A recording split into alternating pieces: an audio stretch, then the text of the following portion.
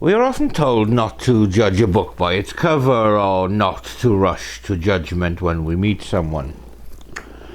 But equally, if it looks like a duck, sounds like a duck, then chances are it's a duck.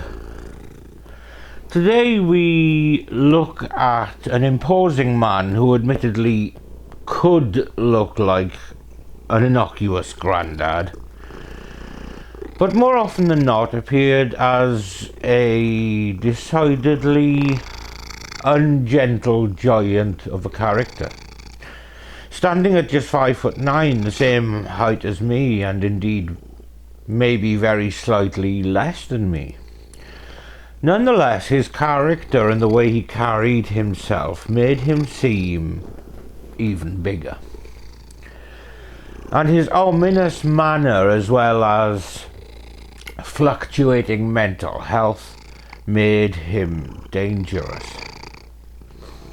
In 2003, he joined the number of British serial killers after his conviction for 3 murders, though he has been suspected in more than that.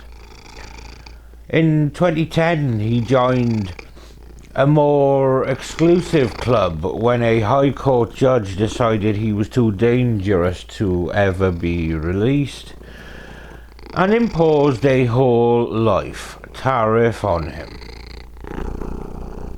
This is the case of Anthony Hardy, the so-called Camden Ripper, and this is Murderous Crows.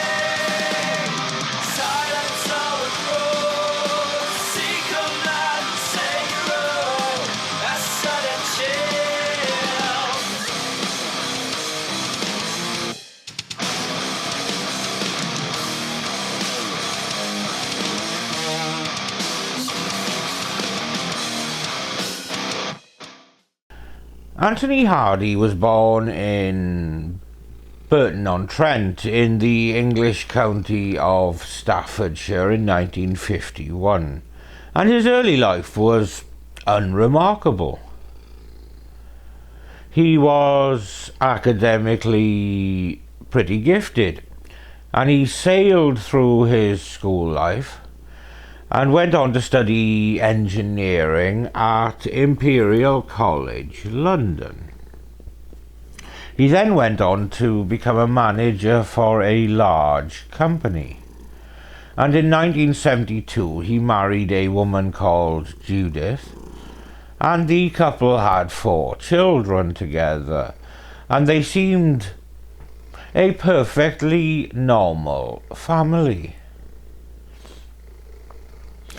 The family emigrated to Australia, but this seemed to be where Hardy's troubling descent into mental health struggles began, given the lack of any noted information before this. It was in 1982 that Hardy was arrested in Tasmania for trying to drown his wife, Judith, as you do. But those charges were later dropped. Somehow his marriage lasted another 4 years until Judith divorced him in 1986. And this seems to have been a triggering event, since after this he returned to London alone, and his mental health struggles became more pronounced, which is evidenced by medical records and his home life or lack thereof, by which I mean he bounced around between hostels through the early 1990s and became dependent on alcohol and drugs, which, as we have seen so many times, negatively compounded his mental health, as in 1995 he was hospitalized in a psychiatric facility, which then kicked off a series of appointments across different facilities in London, where he was diagnosed with and treated for depression, drug-induced psychosis, and alcohol abuse. And despite the input of various professionals, he seemed to remain rooted within his struggles, as well as his chosen substances, and in particular alcohol. After that, he started frequenting sex workers, and in 1998 a sex worker accused him of raping her, and he was charged with assault, but the charges were dropped due to a lack of evidence.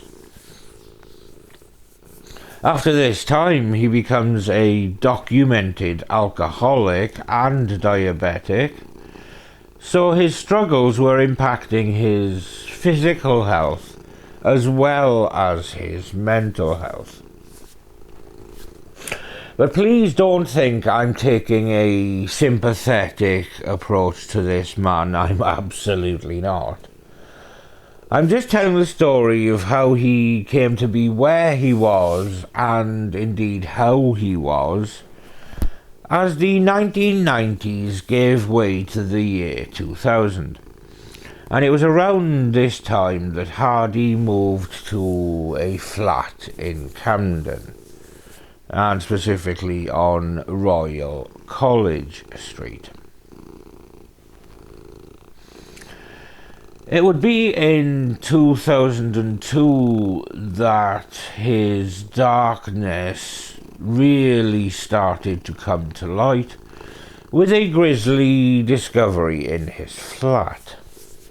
In January of 2002, police were called to the block of flats where Hardy lived by a neighbour, complaining that somebody had vandalised her front door, and that she strongly suspected Hardy. And when the police investigated Hardy's flat, they found a locked door inside. And despite his claims to the contrary, found that Hardy actually did have a key to it. And in the room, the police found the naked, dead body of a woman lying on a bed with cuts and bruises to her head. She was identified as Sally White, who was 38, a woman who had been living in London and was known to be a sex worker. Now, while to you and me it may have seemed like an open and shut case of murder, despite Hardy denying any knowledge of how the woman came to be there, but things took a turn after the post-mortem. Forensic pathologist Freddie Patel subsequently concluded that White had died of a heart attack, despite the circumstances in which the poor woman's body had been found. Now, this pathologist would later come under serious scrutiny amid numerous criticisms regarding his professional findings. And following on from this, he was suspended from the government's register of pathologists, before being ultimately struck off the entire medical register in 2012, thus losing his right to practice any form of medicine in the UK. Obviously somebody who was good at his job then. Back to our case.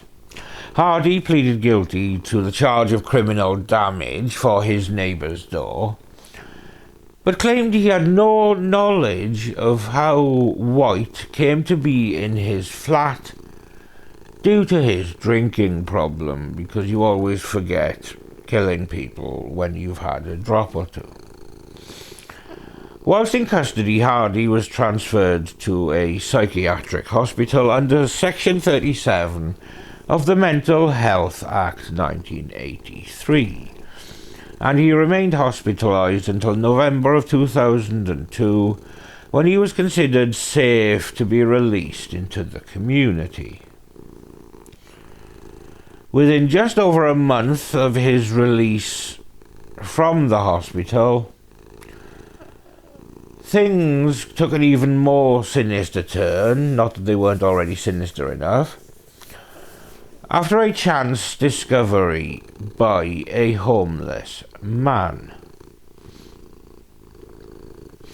On the 30th of December 2002, a homeless person scavenging in rubbish bins found the dismembered body parts of two women, wrapped in black plastic bin liners. The victims were identified as Bridget McLennan, aged 34, and Elizabeth Vallard, aged 29. The investigation led to Hardy, who was arrested a week later. The reason it took a week to arrest him is that he had gone on the run, but was spotted by an off-duty policeman when he went to University College London to collect his prescription for insulin, which was a treatment for his diabetes. During a search of the grounds of the hospital, Hardy was ironically found hiding behind the bins. A fight took place as he resisted arrest, during the course of which a police officer was knocked unconscious, and another officer was stabbed through the hand and had his eye dislocated from its socket. And despite suffering these injuries, this heroic police officer still managed to hold Hardy until backup arrived, and he was duly arrested at the scene. A subsequent search of his flat found evidence, including old blood stains, that indicated that the two women had been killed and dismembered there, and the luminal shot of his bath was quite enlightening. Both had died over the Christmas holidays. Under arrest, Hardy replied no comment to every question put to him by the police. But with the weight of evidence, he was charged with the murders of both McLennan and Vallard, but now also of White, the woman whose death had originally been put down to natural causes. At his trial in November 2003, Hardy, despite his initial lack of cooperation with the police, abruptly changed his plea to guilty to all 3 counts of murder, and was given a life sentence for each count. In sentencing him, Judge Mr. Justice Keith said, "Only you know for sure how your victims met their deaths, but the unspeakable indignities to which you subjected the bodies of your last 2 victims, in order to satisfy your depraved and perverted needs, are in no doubt."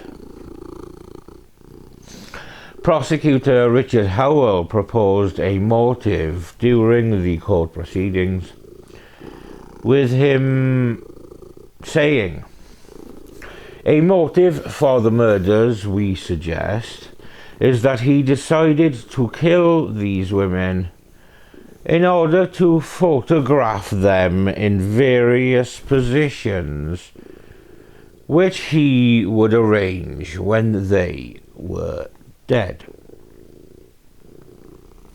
And the Metropolitan Police also revealed that Hardy had been investigated for 3 rapes, but each time there was insufficient evidence to bring a case against him. Richard Howell said, "A tramp scavenging for food in a pub inn on the 30th of December made a gruesome discovery." No kidding. Mr. Horwell said that the 3 sex workers died in Hardy's home, and he stated during the proceedings, "We do not profess to have every piece of this disturbing jigsaw, but the defendant had an obsession with pornography and liked to dominate women." He stated that Hardy had been in the process of preparing Miss White to be photographed when he was disturbed by police, who later found her naked body when investigating the neighbour dispute that we mentioned earlier. While he was initially arrested for murder, the post-mortem examination found that she had died from a heart attack, and at that point he was released. But, as we know, he later spent time in a psychiatric facility, that being St. Luke's Hospital in Muswell Hill, North London. And this was apparently in relation to the neighbour dispute, and he was ultimately released in the November when he was considered to no longer be a threat. And within just over a month, his second and third victims were killed. The prosecutor said that all 3 women were crack addicts and were financing the habit through sex work. After the discovery of the body parts by the homeless man, Hardy's flat was searched, and the torso of Ms. Valad was found. That's got to be a clue there, I reckon. Post-mortem tests found that she had been strangled. She was later identified through DNA because there was no head or hands on which to base an identification. Malcolm Swift, QC defending, had said earlier that Hardy, who had originally denied the murders, accepts he used excessive force in the course of otherwise consensual but extreme sexual activity, but maintains he did not have an intention to kill.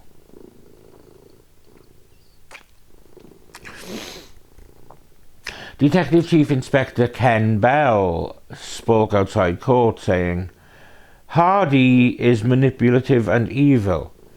He is highly dangerous to women." He went on to say, "Without doubt, Sally White died of a heart attack, but what the investigation could never have known at the time was the background of Hardy in relation to his obsession with prostitutes and his sexual activities." Evidence from the murders committed a year on led me to examine the case of Sally White and go back to the Home Office pathologist and ask him to reassess his findings. In May of 2010, a High Court judge decided that Hardy should never be released from prison, placing him on the list of whole-life tariff prisoners. Mr. Justice Keith, sitting in London, said, "This is one of those exceptionally rare cases where life should mean life." But Hardy was suspected of more murders than the 3 that he pled guilty to and was convicted of. It was originally reported that police believed Hardy was possibly connected to the unsolved cases of 2 sex workers found dismembered and dumped in the River Thames, along with up to 5 or 6 other murders that bore marked similarities to the ones that he was convicted of. But in those cases there was not enough evidence to directly implicate Hardy. He was ruled out of one of these cases with body parts being dumped in the Thames because that murder was attributed to fellow Cockwomble John Sweeney. But the other case with dismembered parts being thrown in the Thames that was linked to Hardy was that of Zoe Parker, who had last been seen in Hounslow in December of 2000 before her dismembered torso was found in the River Thames. Possible links between Hardy and the Parker case were noted in the press as soon as he was apprehended in January of 2003, with detectives saying that he is a suspect for the unsolved murders of any women whose bodies have been cut up and dumped. The lower half of Parker's body was never found. Investigators were of the opinion that the body had been cut up with something extremely sharp like a samurai sword.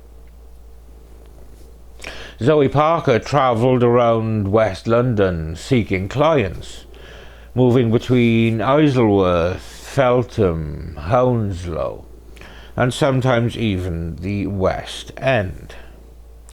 And on the night she disappeared, as we mentioned, she was in Hounslow. On the night she went missing, she was seen with 2 men, described as Caucasian and with dark hair. One was wearing a white casual jacket, dark trousers and white trainers, and the other man was stocky and wearing dark clothing.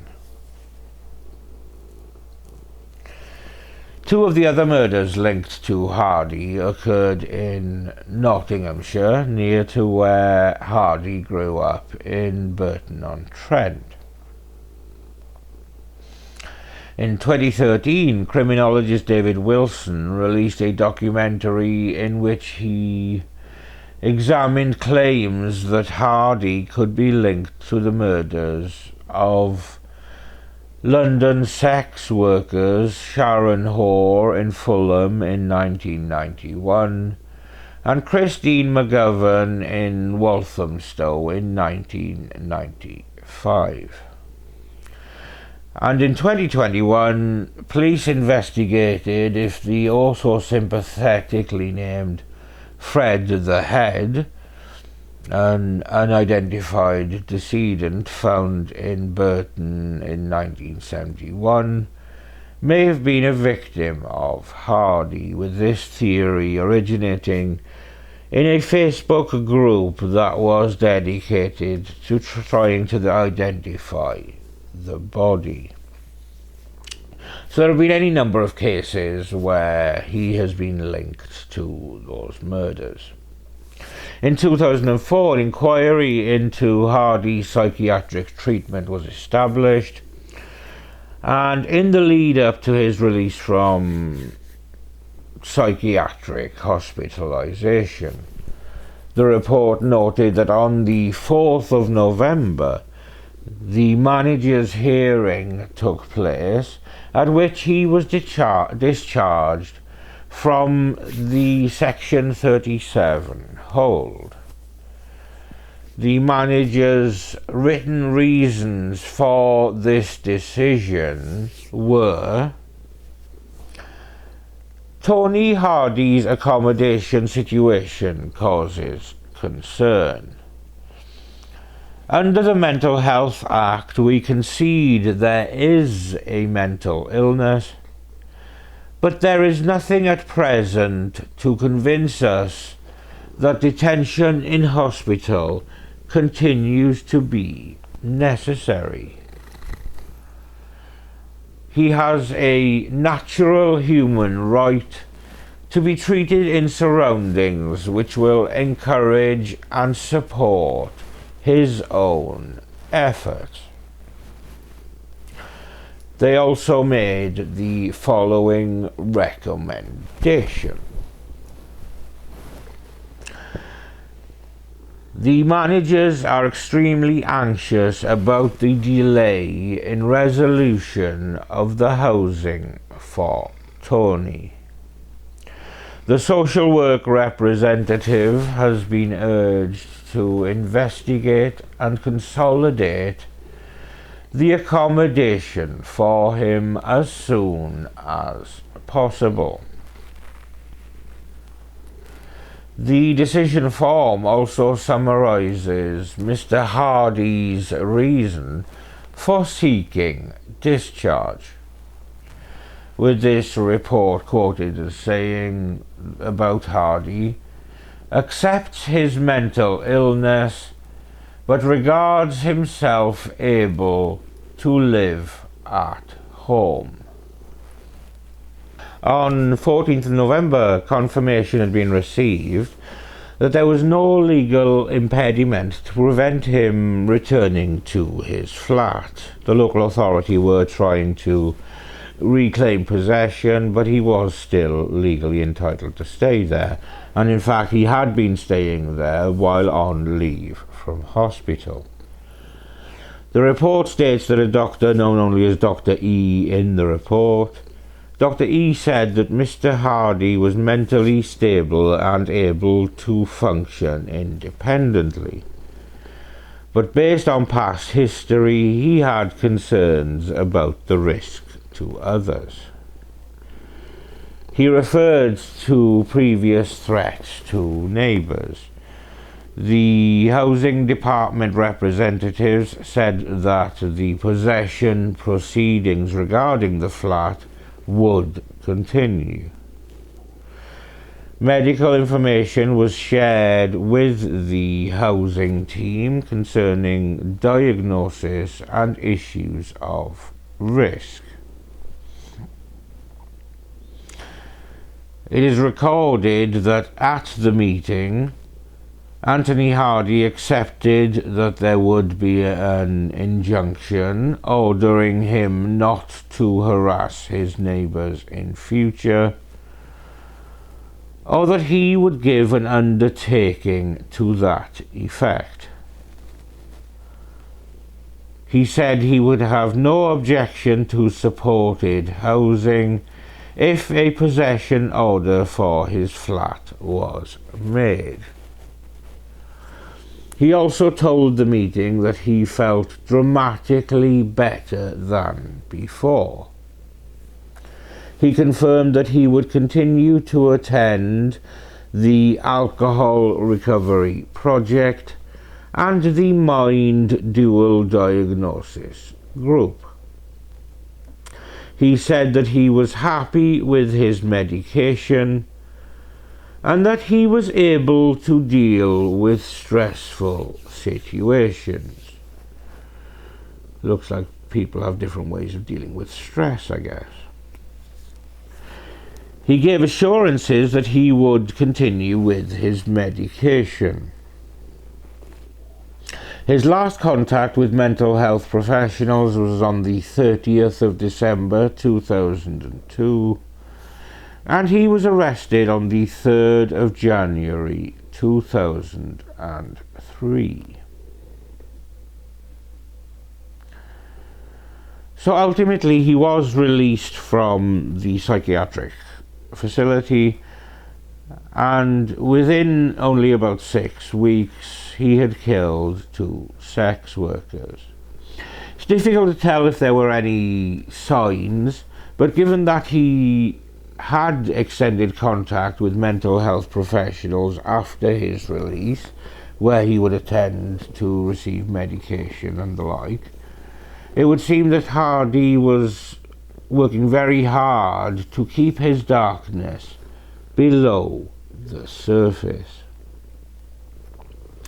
But we know definitively that he murdered at least 3 women and dismembered 2 of them, dumping their body parts with a complete disregard for human life. These women were in the throes of addiction, and Hardy used their desperation against them to assert a dominance and control that proved both violent and fatal. The fact that he was ultimately given a whole life tariff indicates how dangerous he was believed to be. Hardy died from pneumonia at HMP Frankland on the 25th of November 2020 at the age of 69. I have a generally unyielding respect for human life, but in his very specific case, I will say only good riddance, Cockwomble. And that was the case of the Camden Ripper. His known and confirmed victims, Sally White, who was 38, Bridget McLennan, who was 34, and Elizabeth the Lad, who was 29. They were undoubtedly flawed individuals, and all were known to be using sex work to fund their crippling addictions to crack. But they still deserved respect, and respect was distinctly lacking in their treatment up to and after their deaths. This video is dedicated to these women, and indeed any others affected by the malevolence of this violent and depraved Cockwomble. Thank you for watching another episode of Murder of Crows. Please like, share and subscribe. It would be really super if you could. With that said, I'm Steve. This orange Muppet is Samson. And we will see you when we see you.